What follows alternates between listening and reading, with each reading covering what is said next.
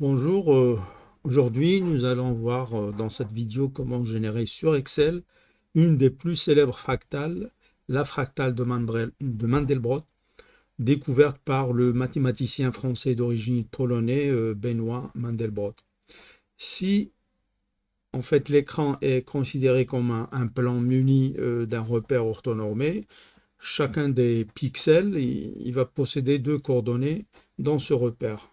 On considère alors le nombre complexe C égale à x plus y avec x lab 6 et y l'ordonnée du pixel. Nous allons considérer ensuite la suite Zn plus 1 égale à Zn carré plus Zn au carré plus C et on commence la suite par Z0 égale à 0. Euh, si au bout d'un certain n, la suite diverge, on dit que le point n'appartient pas à l'ensemble de Mandelbrot. Et si la suite reste bornée pour n tend vers l'infini, le point appartient à cet ensemble et on va le peindre en noir. Attention, on parle de borné et non pas de converge parce que, comme on va le voir, la suite peut ne pas converger mais il va rester borné. Alors, en balayant tous les points de la feuille, on obtient la fractale de Mandelbrot qu'on voit devant nous. Si en plus on considère en fait le nombre d'itérations avant que la suite diverge, on obtient la figure de droite plus jolie en couleur. Alors, voyons maintenant comment se comporte cette suite sur Excel. On définit le paramètre C égale bon, avec la fonction complexe.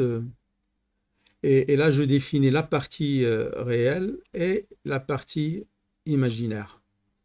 Donc, je n'ai pas besoin de considérer la partie réelle sur une colonne, la partie imaginaire, etc. Excel est capable de manipuler, comme on va le voir, les nombres complexes sans problème. Euh, donc, je commence par Z0 égale à 0. Hein. Z0 est aussi complexe, qui a comme partie réelle 0 et partie imaginaire 0.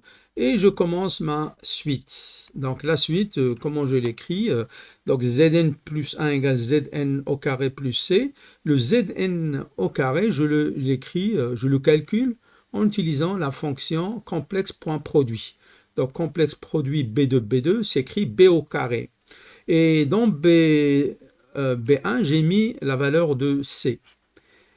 OK. Et puis, j'utilise la fonction complexe somme pour ajouter le b carré au c. Euh,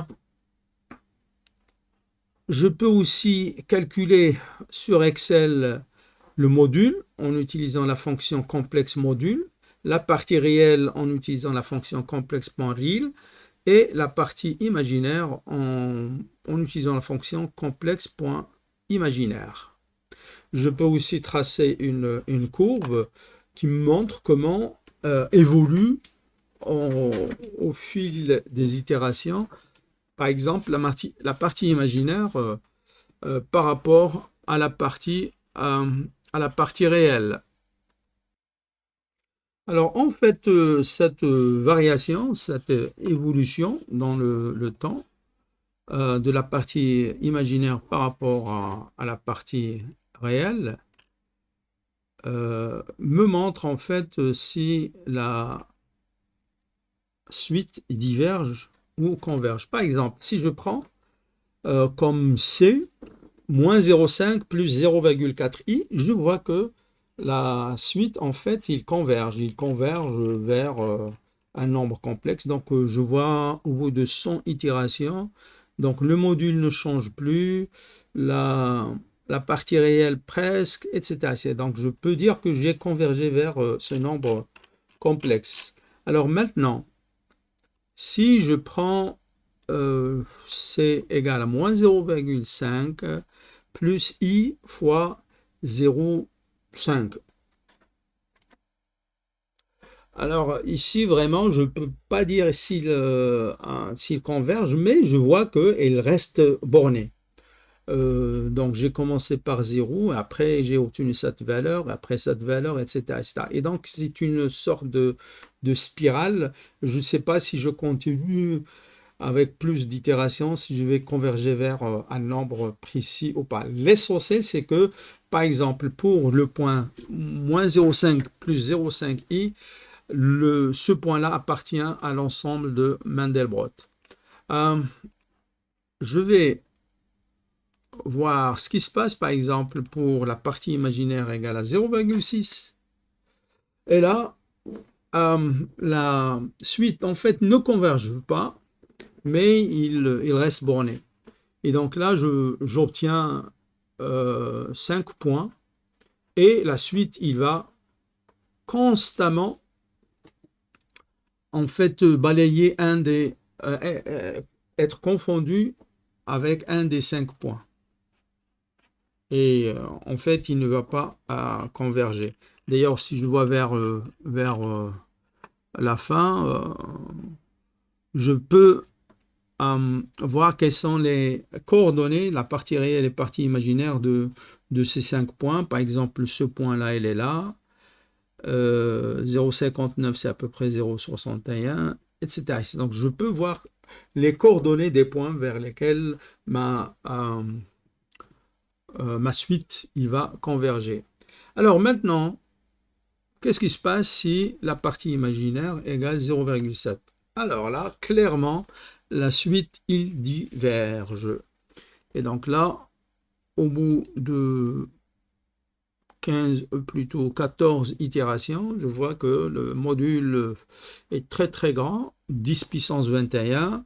Au bout de 17, elle est de 170 et euh, au bout de 18 itérations, Excel n'est plus capable, à cause des limitations et du type de données qui est choisi pour les cellules, il n'est plus capable de stocker l'information dans ce type-là. Et donc là, clairement, pour moins 0,5 plus 0,7i, la suite diverge. Et en fait, on peut démontrer que si le module de Zn dépasse 2, on est sûr que la suite va diverger. Alors, nous allons voir maintenant comment générer cette fractale proprement dit, parce que là, ce que j'ai fait, j'ai vérifié pour un seul pixel qui correspond à moins 0,5 plus, et là, on a fait varier la partie imaginaire. Maintenant, je veux voir la belle image que nous avons vue en introduction, hein, comment je peux la générer sur une feuille Excel. Alors, nous allons considérer que la feuille, c'est en fait un plan avec un nombre de points discrets. Chaque point, il va correspondre à une cellule. Et on va faire correspondre les coordonnées des cellules de la feuille avec les coordonnées de C. Et donc là, c'est une loi linéaire entre les coordonnées de la cellule et la partie réelle et la partie imaginaire de C. Et puis, nous allons exécuter un programme VBA qui va déterminer si la suite reste bornée. Et dans ce cas, on va le mettre en noir, on va mettre la cellule en noir. Sinon, s'il diverge, on ne fait rien. Alors, le programme, je l'ai appelé visualiser le code. Voilà, je l'ai appelé